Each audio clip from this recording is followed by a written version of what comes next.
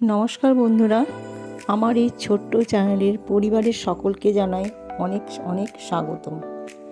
আজকে আমি তৈরি করছি এই মটরশুঁটি দিয়ে একটা খুব সুন্দর তরকারি।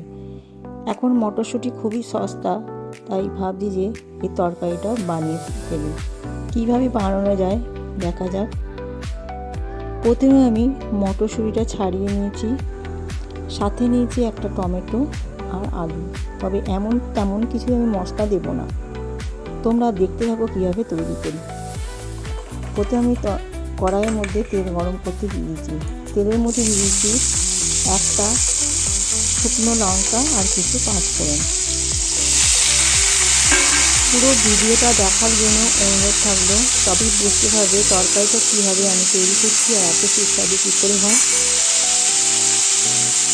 স্কিপ না করে পুরো ভিডিওটা দেখতে থাকো। আলুটা আমি দিয়ে দিলাম, আলুটা একটু হালকা করে নিয়ে নেব।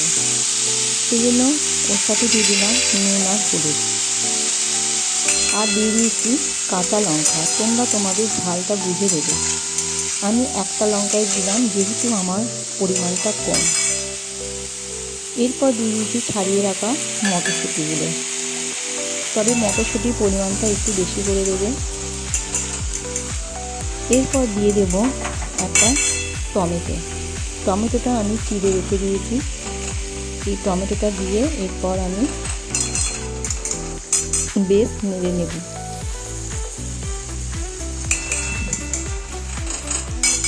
তোমরা বাড়িতে এটা করে দেখবে, যদি ভালো লাগে কমেন্ট করে জানাবে, আর ভিডিওটি যদি ভালো লাগে লাইক করে দেবে। এরপর এর মধ্যে দিয়ে দিলাম জল, তবে আমি একটু মিষ্টি দিয়েছিলাম, একটু চিনি দিয়েছিলাম।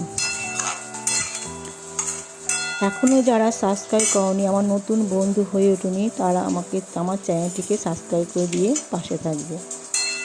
দিয়ে দিলাম অল্প পরিমাণে চিনি। এরপর আমি এটা একটু ঢাকা দিয়ে দেবো, যেহেতু সেদ্ধ হয়নি সেই জন্য সেদ্ধ করার জন্য এটা আমি একটু ঢাকা দিয়ে দেব।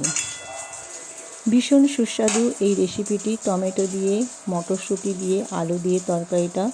মশলা প্রায় নামমাত্র, না দিলেই চলে। দেখতেই পেলে মশলা আমি প্রায় দিইনি। এরপর এটাকে জল দিয়ে আমি ভালো করে বেশ নরম করে নেব, সিদ্ধ করে নেব। জল দিয়ে দিলাম, জলটা তোমরা তোমাদের পরিমাণ মতো দেবে। আমি এটা একটু নাড়াচাড়া করে নেব। বেশ খানিকটা জল দিয়ে দিয়েছি, যেহেতু আলুগুলো সেদ্ধ হয়নি, আলুগুলো সেদ্ধ করার জন্য। এরপর চলে এলাম আমি 5 মিনিট পরে, দেখছি বেশ আলুগুলো মটরগুলো খুব সুন্দরভাবে সেদ্ধ হয়ে গেছে। এই তরকারিটা আমার পুরো হয়েই গেছে, সেই জন্য নামানোর আগে দিয়ে দিলাম একটু ভাজা গুঁড়ো মশলা। ভাজা গুঁড়ো মশলাটা আমি বাড়িতে তৈরি করে রেখে দিয়েছি।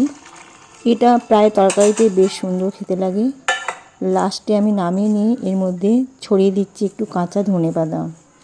ভীষণ সুস্বাদু একটা রেসিপি, বাচ্চা বড় সকলেরই ভালো লাগবে। তাহলে রেসিপিটি পুরো সম্পূর্ণ হয়ে গেল দেখানো। ফিরে আসবো আবার একটা নতুন রেসিপি নিয়ে। তোমরা ভালো থেকো, সুস্থ থেকো।